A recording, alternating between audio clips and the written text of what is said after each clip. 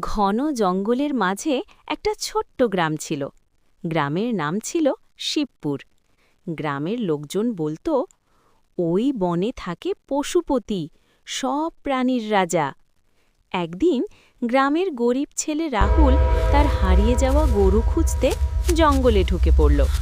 হঠাৎ চারদিক কুয়াশায় ঢেকে গেল। মনে এসে দাঁড়ালো এক বিশাল বাঘ। রাহুল ভয়ে কাঁপতে লাগল।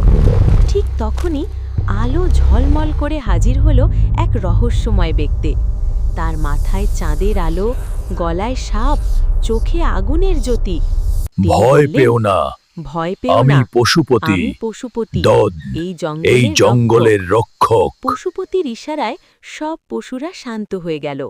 বাঘ, হাতি, হরিণ সবাই রাহুলের চারপাশে বসে পড়ল।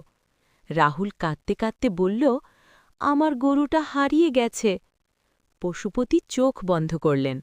এক ঝলক আলো ছড়িয়ে পড়ল জঙ্গলে। কিছুক্ষণ পর গরুটি নিজেই ফিরে এলো। হঠাৎ বন কাঁপতে লাগল। কিছু শিকারী বন্দুক নিয়ে ঢুকে পড়েছে। পশুপতির চোখ লাল হয়ে উঠল। জঙ্গলকে ভয় নয়, ভালোবাসতে হয়।